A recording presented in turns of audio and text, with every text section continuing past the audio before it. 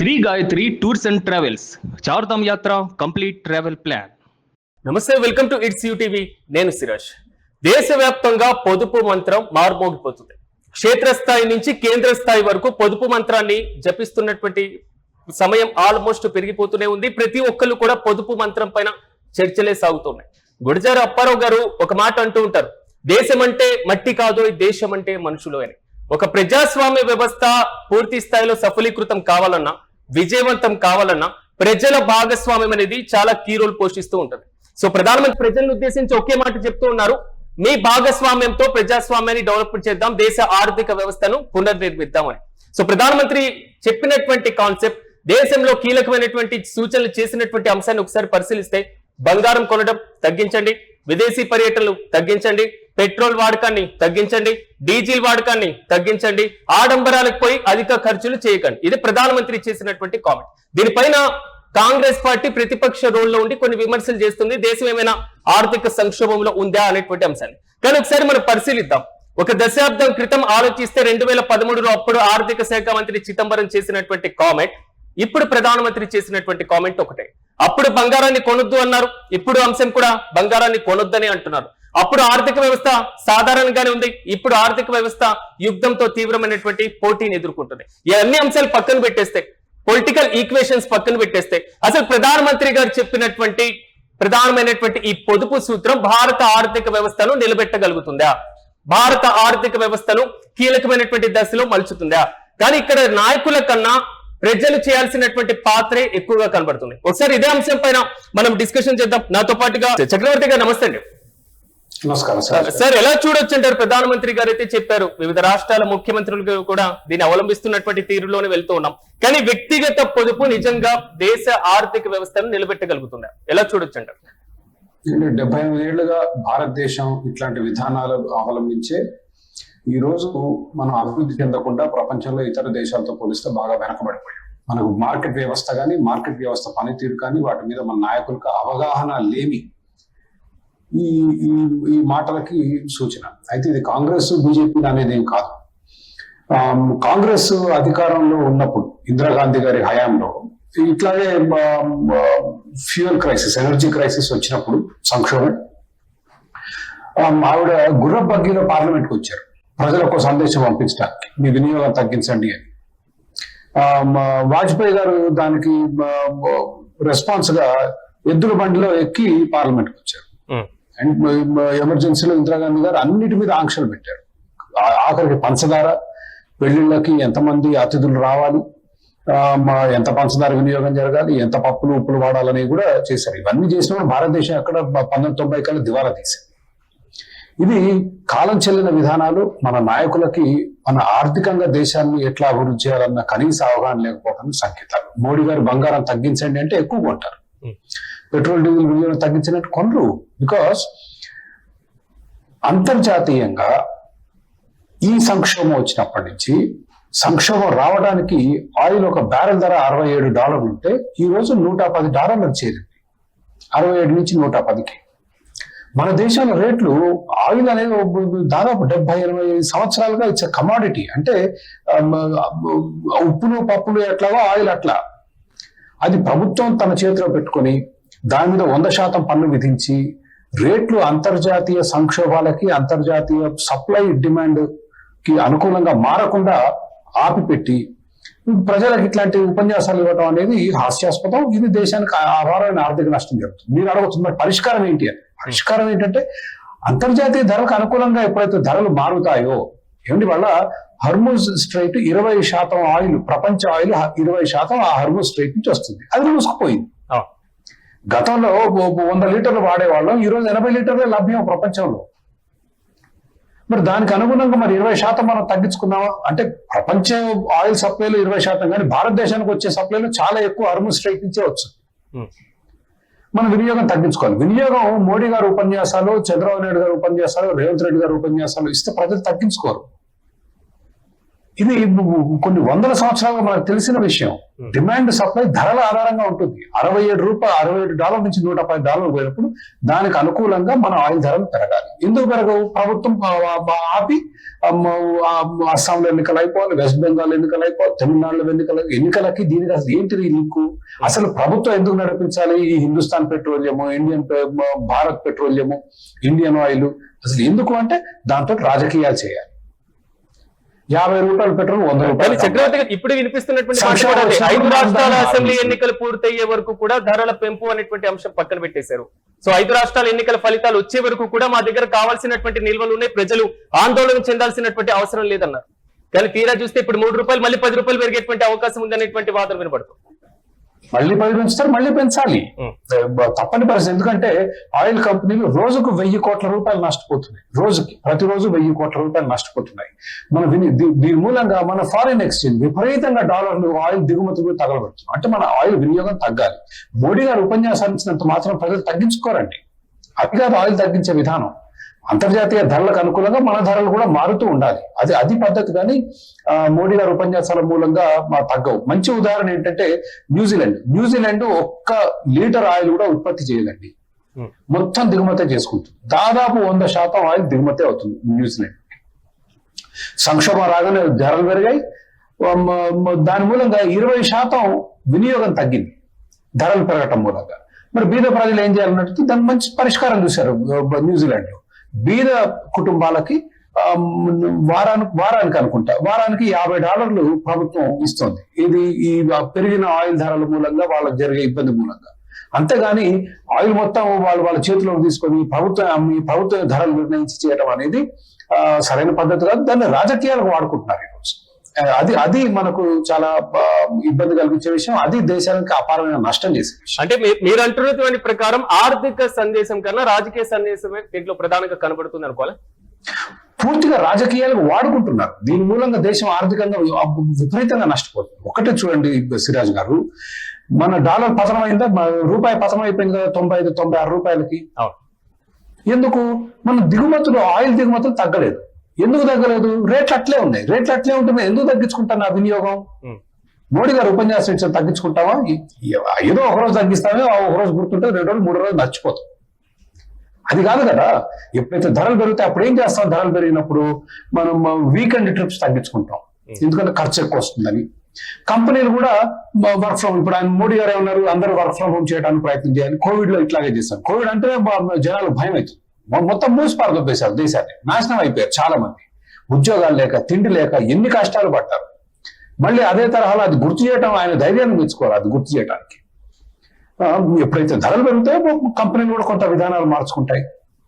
మొత్తం 5 రోజులు కాకపోయినా ఒక రోజు శుక్రవారం ఇంటి నుంచి పనిచేయండి అంటాయి. అంతేగాని ఉపన్యాసాలు ఇచ్చి దేశభక్తి అని చెప్పడం మూలంగా మార్పులు రావు. That is not how it works. Chakravarthi గారు వారు అంటున్నటువంటి మాట మేము ఆల్రెడీ ఆచరణలో చూపిస్తున్నాం. మేము పూర్తి స్థాయిలో మేమే నాయకులమే పాటిస్తున్నప్పుడు ప్రజలు కూడా పాటించాలి, ఎందుకంటే మన దేశ ఆర్థిక వ్యవస్థ నిలబడాలంటున్నారు. ఏమండి, 1970లో ఇదే చేశారండి. ఇందిరాగాంధీ గారు ఉపన్యాసాల మీద ఉపన్యాసాలు ఇచ్చి ప్రజలు ఎవరు వినట్లేరు, ఈ ప్రజలే మంచి మనుషులు గారు అని ఎమర్జెన్సీ పెట్టి పారదొబ్బారు. ఎమర్జెన్సీ పెట్టి మొత్తం కట్ చేసి పారేశారు. అన్ని వినియోగాలను ఆపేశారు, దిగుమతులు ఆపేశారు, బంగారం దిగుమతి మీద నిషేధాలు పెట్టారు, జీతాలు కూడా పెంచకుండా నిషేధాలు తీసుకొచ్చారు. జీతాలు ఏమైనా పెంచేదంటే మీరు ప్రభుత్వానికి ఇవ్వాలి డబ్బు అన్నారు. అట్లాంటి పరిస్థితి తీసుకొచ్చారు. That is what I'm saying. మనం చరిత్ర నుంచి గుణపాఠాలు నేర్చుకోకుండా చేసిన తప్పే చేస్తూ పోతే ప్రపంచం అంతా ఎక్కడికో ముందుకు వెళ్ళిపోతుంది. ఇవాళ చైనా మనకంటే 5 ఎదిగింది. సౌత్ కొరియా, తైవాన్, జపాన్ అన్ని దేశాలు అభివృద్ధి చెంది, అన్ని మన ఇంటి పక్క దేశాలు. సో మన విధానాల్లో మార్పు రావాలి. ప్రభుత్వం వీటిని వదిలేసి మార్కెట్ వ్యవస్థని గౌరవించి, ఇప్పుడు కోవిడ్ అప్పుడు సిరాజ్ గారు మీకు గుర్తుందో లేదో, ఆయిల్ ధర అనూహ్యంగా పడిపోయిందండి. ఇప్పుడు మనం ఇందా చెప్పింది $60, ఇప్పుడు $110 వచ్చింది కదా. అప్పుడు 25-30 వచ్చిందండి. అసలు కంప్లీట్ గా పడిపోతే మనకు అసలు 9 పైసల లాభం జరగదు. మొత్తం డబ్బు ప్రభుత్వం తినేసింది. ఇప్పుడు ఆయిల్ ధర తగ్గినప్పుడు మనకు లాభం ఉండాలి. అందరూ అనేది ఏంటంటే, ఇప్పుడు ధర పెరిగింది కాబట్టి పెరగాలని నేను వాదించినప్పుడు ప్రజలు చెప్పేది ఏంటంటే, మరి తగ్గినప్పుడు మనకు లాభం జరగలేదు కదా. That is the problem. ప్రభుత్వం చేతిలో ఇట్లాంటి ఆర్థిక వ్యవస్థని ఇటువంటి కమాడిటీస్, ఆయిల్ లాంటి కమాడిటీస్ ప్రభుత్వం చేతిలో పెడితే ఇట్లా రాజకీయాలకు వాడుకుంటారు, మళ్ళీ దేశభక్తి ఉపన్యాసాలు ఇస్తారు. మీరు ఎలాగో చరిత్ర అనేటువంటి అంశాన్ని లేవనెత్తారు కాబట్టి నాకు ఒక్క ప్రశ్న వస్తుంది. 1991లో ఇదే రూపాయి విలువ పడిపోతుంది అనుకున్నాం. 1991లో ఎల్పిజీలు ఇంప్లిమెంట్ చేసే ముందు మన దేశ బంగారాన్ని తీసుకెళ్లి ఇంగ్లాండ్ లో, స్విట్జర్లాండ్ లో తాకట్టు పెట్టినటువంటి వైనాన్ని కూడా మనం గమనించాం. దానికి ఇప్పుడు ప్యారలల్ గా ఏమైనా కనబడుతుంది అనుకోవచ్చా ఇప్పుడున్న సిచ్యువేషన్? లేదు, అంత పెద్ద సంక్షోభం ఈ రోజు లేదు. భారతదేశం మీరు 1990 అన్నారు కాబట్టి చెప్తున్నాను, ఆ రోజు కంప్లీట్లీ దివాలా తీసిన పరిస్థితిలో నెహ్రూ గారి విధానాలు, ఇందిరాగాంధీ విధానాలు, దేశం దివాలా అంచుల్లో ఉన్న రోజుల్లో అప్పుడు మనం సరళీకృత ఆర్థిక విధానాలు తీసుకొచ్చాం. అప్పుడే మనం తెలుసుకున్నాం, అరే ఈ ప్రభుత్వం ప్రతిదీ పప్పులు, ఉప్పులు, పాలు, పెరుగు, కార్లు, ఫోన్లు అన్ని ప్రభుత్వం చేస్తే దేశం నాశనం అయిపోయింది. మనం కొంచెం లిబరలైజ్ చేయాలి, ప్రైవేటైజ్ చేయాలి, ప్రభుత్వ కంట్రోల్ ఉండకూడదు, వ్యాపారస్తులు, ప్రైవేట్ వ్యాపారస్తులు వాళ్ళ వ్యాపారం చేసుకోవాలి, ప్రభుత్వం ఏమున్నా మనం రక్షణ కల్పించడం, నేరాలు జరిగినప్పుడు శిక్షించడం, కాకపోతే కాస్త రోడ్లు, డ్రైనేజ్ ఇట్లాంటివి ఏమైనా చేయగలిగితే చేయడం, అంతవరకే చేయాలనేది అప్పుడు తెలుసుకున్నాం. ఈ రోజు ఆ సంక్షోభం లేదు. 1990లో మనకు వచ్చిన సరళీకృత ఆర్థిక విధానాలు, పివి నరసింహరావు గారు తీసుకొచ్చిన లిబరలైజేషన్, సిరాజ్ గారు మీకు గుర్తుంటే, దాని మూలంగా చాలా అభివృద్ధి చెందాం. నేను చెందలేదు అనట్లేదు, కానీ 1990లోనే చైనా మనకంటే వెనుకుంది. 1990లో ఈ రోజు మనకంటే 5 ఎదిగింది చైనా. మనం ఎదగలేకపోయాం, ఎందుకంటే మనం కొంచెం చేసి ఆపేశాం. And that is the problem today. కానీ అంత సంక్షోభం ఈ రోజు లేదు సిరాజ్ గారు, మీరు అడిగిన ప్రశ్నకి. 1990 లాగా మన బంగారం తాకట్టు పెట్టాల్సినంత అవసరం లేదు. మన దగ్గర foreign exchange reserves, reserve bank దగ్గర ఇప్పటికి కూడా దగ్గర $700 బిలియన్ రిజర్వ్స్ ఉన్నాయి. దేశం ఆర్థికంగా కొంత ఆర్థిక మాంద్యం ఉన్నప్పటికీ సంక్షోభ స్థాయికి లేదు. 80% ఆయిల్ ఇంకా ఫ్లో అవుతూనే ఉందిగా. లోకల్ ఫర్ వోకల్ అంటున్నారు, విదేశాల నుంచి దిగుమతులు మీరు తగ్గించుకోండి అంటున్నారు, స్వదేశీ వాడకాన్ని మరి ముఖ్యంగా చేతి వృత్తులు అని ప్రోత్సహించండి అంటున్నారు. ఇక్కడ ప్రధానమంత్రి చెప్పినటువంటి కీలకమైనటువంటి అంశాల్లో ఇప్పుడు ఇంప్లిమెంట్ చేయడానికి ఎదురవుతున్నటువంటి సవాళ్ళు ఏంటంటారు మీరు గుర్తించడం? ఇదే ప్రధానమంత్రి ఆయన అధికారంలో రాగానే మేక్ ఇన్ ఇండియా అన్నారు, అట్టర్ ఫ్లాప్ అయింది. ఆయన మేక్ ఇన్ ఇండియా అన్న తర్వాత తక్కువైంది, ఇంకా మేడ్ లెస్ ఇన్ ఇండియా, తక్కువ ఉత్పత్తి చేశాం. సో ఈ విధానాలు కాదు, దిస్ ఈజ్ నాట్ హౌ దేశాన్ని అభివృద్ధి చేసే విధానం ఇది కాదు. దేశాన్ని అభివృద్ధి చేయాలి, మన వస్తువులు ప్రపంచంలో ఇతర దేశాలతో పోటీ పడాలి అంటే మనం ఉత్పత్తి చేయడం. ఇప్పుడు చైనా నుంచి చివరికి టపాకాయలు, మన సంక్రాంతి పతంగుల మాంజా దిగుమతి చేసుకుంటున్నాం అండి. ఇప్పుడు చైనా నుంచి షిప్ చేసిన ఒక ఓడలో ఎక్కించి భారతదేశానికి పంపించి భారతదేశంలో దించి మన హైదరాబాద్ లాంటి నగరంలో టపాకాయలు రావడానికి చేసినా కూడా మనకంటే తక్కువగా ఉత్పత్తి చేయగలుగుతున్నారు. ఎందుకు? అది కదా మనం నేర్చుకోవాల్సింది. చైనా కంటే మనం తక్కువ ధరకి ఎక్కువ నాణ్యతైన వస్తువులు తయారు చేయగలిగితే మనం అభివృద్ధి చెందుతాం. జరగాలంటే ఏం చేయాలి? మన పన్నులు తక్కువ ఉండాలి, సుంకాలు తక్కువ ఉండాలి, దిగుమతుల మీద ఆంక్షలు ఉండకూడదు.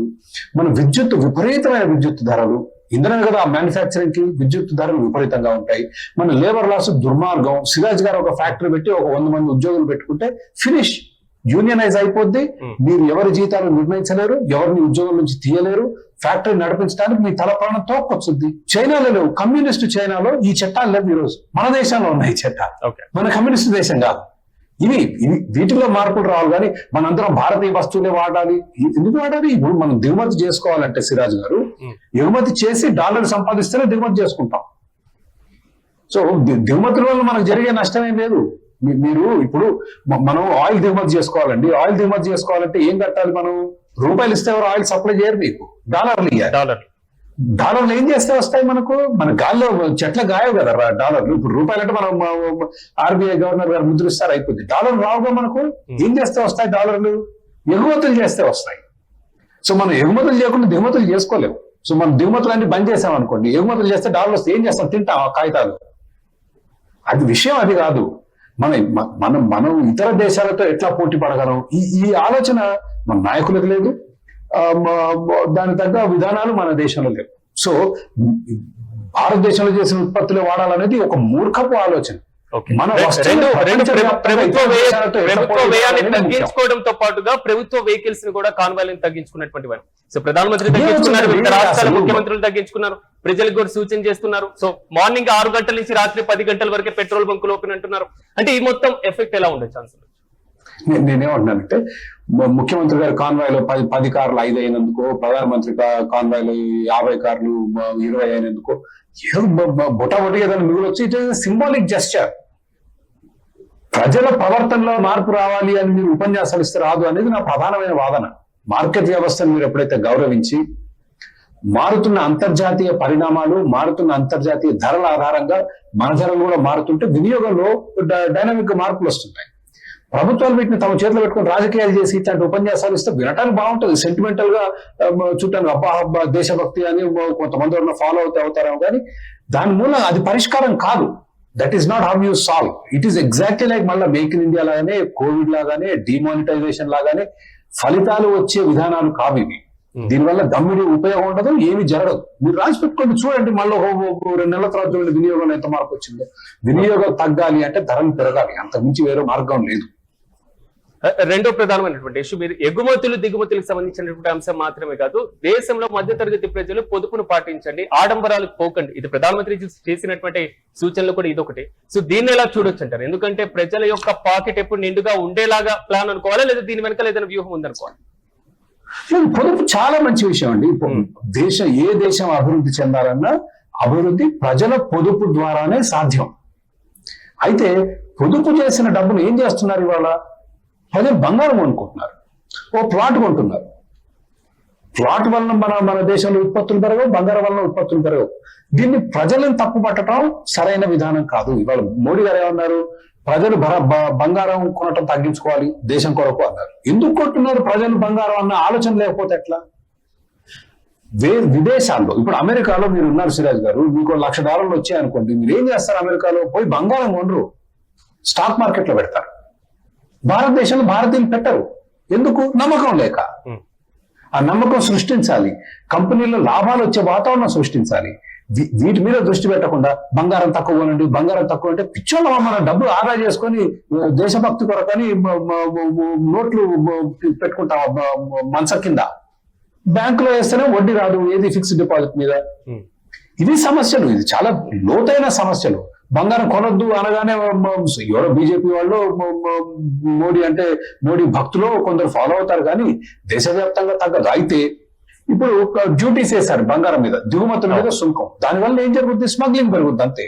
ఇప్పుడు భారతదేశానికి మొత్తం పోరస్ బార్డర్స్ అండి, పాకిస్తాన్ తో, బంగ్లాదేశ్ తో, నేపాల్ తో, బర్మా తోటి ఎన్ని ఓపెన్ బార్డర్స్ ఫుల్ గా వచ్చేసింది స్మగ్లింగ్ గోల్డ్. మీరు స్మగ్లర్లని, కస్టమ్స్ ఆఫీసర్లు ఉంటారు కదా షిప్లలో, ఎయిర్పోర్ట్లలో, వాళ్ళని లంచాలను తీసుకొని బాగుపడటానికి తప్పితే ఈ బంగారం మీద డ్యూటీలు పరమదండు. కానీ చక్రవర్తి గారు, మీరు చెప్తున్నటువంటి ప్రతి అంశంలో కూడా అంతర్జాతీయ మార్కెట్ నుంచి భారత మార్కెట్ కు చైన్ కట్ చేసేటువంటి ప్రాసెస్ కనబడుతుంది. సో ఇలా అయితే ప్రపంచ మార్కెట్ తో ఎలా ఎదిగేది? గ్లోబలైజేషన్ అన్నాం, లిబరలైజేషన్ అన్నాం, ప్రైవేటైజేషన్ అన్నాం. సో ఇవి ఇంప్లిమెంటేషన్ ఇప్పుడు సాధ్యపడేటువంటి సిచ్యువేషన్ ఉంటుందా? దురదృష్టం ఏంటంటే బీజేపీ ప్రభుత్వం అనేది రైట్ వింగ్. ప్రపంచవ్యాప్తంగా రైట్ వింగ్ ప్రభుత్వాలు కాస్త ఫ్రీ ట్రేడ్ కి, ఓపెన్ బార్డర్స్ కి, వ్యాపారాలకి ప్రభుత్వం పన్నులు తక్కువగా ఉండటానికి అనుకూలంగా ఉంటుంది. కానీ బీజేపీ విషయంలో అది జరగలేదు. It was just is another Congress. నా మిత్రులు చాలా మంది అని అంటారు కాంగ్రెస్ అని. Cow with Congress is BJP. So పెద్ద విధానాల్లో ఏం పెద్ద మార్పు లేదు. ఇందాక చెప్పినట్లు ఇందిరాగాంధీ గారు కూడా ఇవే ఉపన్యాసాలు ఇచ్చేవాళ్ళు. మీ పెట్రోల్ వినియోగం తగ్గించుకోండి, పొదుపు చేయండి, బంగారం కొనకుండా ఉండండి. ఆవిడ నిషేధం కూడా విధించారు అనుకోండి, బంగారం తగ్గించుకోండి కొనటం. అప్పుడే ఆవిడ ఇదే చెప్పారు, ఏం మారలేదు. As you can see it is the same policies. These are failed policies is what I'm saying. So ఇప్పుడు ప్రజల ముందు ఉన్నటువంటి సొల్యూషన్ ఏంటి? సో ప్రభుత్వం చేస్తున్నటువంటి సూచనలు పాటించాలా, లేదా పూర్తి స్థాయిలో ప్రభుత్వం చెప్పినటువంటి ఏదైతే కాన్సెప్ట్ ఉందో దీంట్లో భాగస్వాములు కావాలా, లేదా ఇదే పందాలు ముందుకు వెళ్ళాలి? సిరాజ్ గారు, మనకు సిల్వర్ బుల్లెట్ అంటే ఏదో చిటుక్కున వీటికి పరిష్కారాలు కావాలని మనకు ఆశ ఉంటుంది, కానీ వాస్తవాలు అట్లా ఉండవు. సో మోడీ గారు చేసే ప్రయత్నం విఫలం అవుతుంది అనేది నా గట్టి నమ్మకం కాదు. This has been tried many times. ప్రజలు ఆయన చెప్పినంత మాత్రాన ఇంధన వినియోగం తగ్గించుకోరు, బంగారం కొనటం ఆపరు, ఆయన మళ్ళీ డ్యూటీలో వేస్తారు. దీనికి సరైన పరిష్కారం ఏంటంటే అంతర్జాతీయ ధరలకు అనుకూలంగా ప్రభుత్వ జోక్యం లేకుండా ఈ వ్యవస్థలు, ఆయిల్ కానీ, గోల్డ్ కానీ, ఇతరులు కానీ నడిచినప్పుడు ప్రజల వినియోగం తగ్గుతుంది, దేశానికి లాభం జరుగుతుంది, ఆర్థికంగా అభివృద్ధి జరుగుతుంది. కానీ రూపాయి మీద డాలర్ పెత్తనం సాగినన్ని రోజులు సో మనకు సంబంధించి విదేశీ మారక నిల్వలు మన దగ్గర ఉండడం కష్టమే ఉంటుంది ప్రభుత్వం మరి. లేదు సార్, రూపాయి మీద డాలర్ పెత్తనం అనేది అసలు దానికి అర్థం ఏంటి సిరాజ్ గారు? ఇప్పుడు వాజ్పేయి గారు ప్రధానమంత్రిగా ఉన్నప్పుడు గత ఎన్డీఏ ప్రభుత్వంలో రూపాయి బలపడింది, ప్రపంచ వ్యాప్తంగా ఆర్థిక సంక్షోభం వచ్చింది. మీరు గుర్తు తెచ్చుకుంటే రూపాయి బలపడింది ఆ టైంలో. ప్రపంచం మొత్తం ఆర్థిక సంక్షోభం ఉంటే ఇతర దేశాల్లో ఉన్న ఎకానమీస్ కూడా అన్నారు ఇవాళ ప్రపంచ ఆర్థిక వ్యవస్థని ఎంతో కొంత మరీ కుదేలు కాకుండా కాపాడుతుంది భారతదేశ ఆర్థిక వ్యవస్థ. అది that is the power of market economics. Modi Vajpayee గారి ప్రభుత్వంలో లిబరలైజేషన్ పివి నరసింహరావు తీసుకొచ్చిన లిబరలైజేషన్ కంటిన్యూ అవుతూ వచ్చింది. ఈ రోజు అది జరగటం లేదు. So that is the tragedy that is going on. కాబట్టి రూపాయి పతనం కావటం మన తప్పు, డాలర్ డామినేషన్ కాదు. మనం ఎగుమతులు సరిపోను చేయలేకపోతున్నాం, మనం ప్రపంచంతో పోటీ పడలేకపోతున్నాం. మన ఇదే అంశంలో రూపాయి పోటీ పడలేకపోతుందంటే మనమే రూపాయిని తగ్గించిన సిచ్యువేషన్స్ ఉన్నాయి కదా. మనమే రూపాయిని తగ్గించేసాం, రూపాయి మూల్యహీకరణ చేసేసాం 1-2 సందర్భాల్లో. మరి ఇలాంటి సందర్భంలో ఇప్పుడు అసలు అవకాశమే లేకుండా దానంతటా అదే తగ్గిపోతున్నటువంటి పరిస్థితులు వస్తాయి. ఇప్పుడు తక్షణ చర్యలు ఏం తీసుకోవాలంటారు? నేను ఆర్థికంగా మన రూపాయి బలపడాలి అంటే మన ఎగుమతులు పెరగాలి. ఎగుమతులు పెరగాలి అంటే మన పాలసీ, ఇండస్ట్రియల్ పాలసీ మారాలి. మన స్వేచ్ఛగా భారతదేశంలో వ్యాపారం చేసుకోవాలి, స్వేచ్ఛగా దిగుమతులు చేసుకోవాలి. ఏది ఇప్పుడు ఒక ఇండస్ట్రీ పెడుతున్నారు, దానికి కావాల్సిన మెషినరీ దిగుమతి చేసుకోవాలంటే విపరీతమైన డ్యూటీస్. సో ఇటువంటి ఆ ఫ్రీ ట్రేడ్, ఏది ట్రంప్ వేస్తున్న టారిఫ్లు ఉన్నాయి కదా, అట్లాంటి టారిఫ్లు లేని ఒక దేశంగా మనం ఎదగాలి. మన పన్నులు తక్కువగా ఉండాలి. మంచి ఉదాహరణ ఐర్లాండ్ కార్పొరేట్ ట్యాక్స్ తగ్గించిన తర్వాత అసలు call it Celtic tiger now. అక్కడ వాళ్ళు చూసిన అభివృద్ధి మామూలు అభివృద్ధి కాదు. సింగపూర్ మన పక్కనే ఉంది, ఎన్నో నేర్చుకోవచ్చు. కాబట్టి పన్నులు తక్కువగా, చట్టాలు మితంగా, ఈ లేబర్ చట్టాల బెడద లేకుండా స్వేచ్ఛగా ఎగుమతులు దిగుమతులు చేసుకున్న వాతావరణం సృష్టిస్తే అద్భుతాలు సృష్టించవచ్చు. చైనా 5 ఇంతలు ఎదిగిందండి మన పక్కనే, చూసి కాపీ కొట్టండి చాలు, మీరేం చేయనవసరం లేదు. చివరిగా మాత్రం work from home, 2 EV vehicles, green టెక్నాలజీని ప్రోత్సహించాలి అనేది మాత్రం ప్రధానమంత్రితో పాటుగా కేంద్ర ప్రభుత్వం చెప్తున్నటువంటి మాట. సో ఇప్పుడున్నటువంటి సిచ్యువేషన్ లో ప్రభుత్వం ఇస్తున్నటువంటి ప్రోత్సాహకాల్లో ఉన్నట్టుండి తక్షణంగా ఇంత సాధ్యమవుతుందా? తక్షణం సాధ్యం కాదు. ఇప్పుడు టెస్లా వచ్చిందండి, భారతదేశంలో పడుతున్నట్టు తరిమి కొట్టారు, విపరీతమైన పన్నులు వేశారు. ఈ పన్నులు నేను కారెక్కడ అమ్ముకుంటారా బాబు అని వెళ్ళిపోయాడు ఈలాన్ మస్క్. సరే ఇప్పుడు కొంత ప్రోత్సాహకాలు ఇస్తున్నారు, బట్ మొదటి నుంచి చేయాల్సిందిగా. రాత్రి ఎప్పుడు నిద్రలేసి ఎలక్ట్రిక్ వెహికల్స్ అంటే ఇదే పని మనం ముందు చేస్తుంటే భారతదేశంలో ఇంకా ఎక్కువగా ఉండే ఎలక్ట్రిక్ వెహికల్స్. ఇప్పుడైనా కొంపలేం మునగలేదు. ఇప్పుడు కూడా సిరాజ్ గారు సంక్షోభం ఉంది, కొంత ఆర్థికంగా ఇబ్బందులు ఉన్నాయి కానీ అసలు కొంపలు మునిగేంత సంక్షోభం ఏం లేదండి. This is not COVID, this is not demonetisation. కొంత ధరలు పెరుగుతాయి అండ్ మనం తట్టుకోగలం, కొంపలు మునిగేంత ఇబ్బందులు ఏం లేవు. కానీ ఇది కూడా we could have done better. Electric vehicles ప్రపంచంతో వచ్చిన తర్వాత మనకి ఇన్ని రోజులు ఎందుకు పట్టిందండి? ఏంటంటే రానివారు. ఎందుకు పెట్రోల్ డీజిల్ కార్ల మీద 60-70% పన్నులు వేసేవాడు. పెట్రోల్ మీద 100% పన్నులు, ఇది జస్ట్ రెగ్యులర్ పెట్రోల్ మీద. ఆదాయం పోద్దని మీరు రాకుండా ఆపారు. సరే ఇప్పుడు కొంచెం మేల్కొని కొంత ఇచ్చారండి రాయితీలు. I think now they are not taxing so much. ఇది ఎలక్ట్రిక్ వెహికల్స్ మీద పన్నులు కొంత తగ్గించారు. ఇది మన గత పొరపాట్లు ఈ రోజు మనం అనుభవిస్తున్నాం. రైట్ చక్రవర్తి గారు, థ్యాంక్ యూ మాతో పాటు పార్టిసిపేట్ చేసినందుకు. మొత్తం మాత్రం కేంద్ర ప్రభుత్వం కీలకమైనటువంటి సూచనలు చేయడం మాత్రం కాదు, ప్రజల్ని ఆచరణ చేయమని, భాగస్వాములు కామని కీలకమైనటువంటి సూచనలు చేస్తున్నటువంటి పరిస్థితులు మనం చూస్తున్నాం. చూడాలి మరి ప్రధానమంత్రి చెప్పినటువంటి పొదుపు మంత్రం ప్రజల భాగస్వామ్యంతో సక్సెస్ అవుతుందా, దేశ ఆర్థిక వ్యవస్థ పైన ఎలాంటి ప్రభావం చూపుతుంది? ఇదే పందాలో ముందుకు కొనసాగితే మాత్రం కేంద్ర రాష్ట్ర ప్రభుత్వాలు ఆర్థిక పరిపుష్టి సాధించడం అంటే మాటను పక్కన పెట్టేస్తే, సో ప్రపంచ మార్కెట్ లో, గ్లోబల్ మార్కెట్ లో భారతదేశానికి ఉన్నటువంటి చైన్ ఏ విధంగా కొనసాగుతుంది అనే దానిపైన ఉత్కంఠ కొనసాగుతుంది. మనము వేచి చూద్దాం ఎలాంటి పరిస్థితులు ఎదురవుతాయో, కేంద్ర ప్రభుత్వం మరిన్ని ఎలాంటి ఆంక్షలు, మార్గదర్శకాలతో ముందుకు వెళ్తుందో.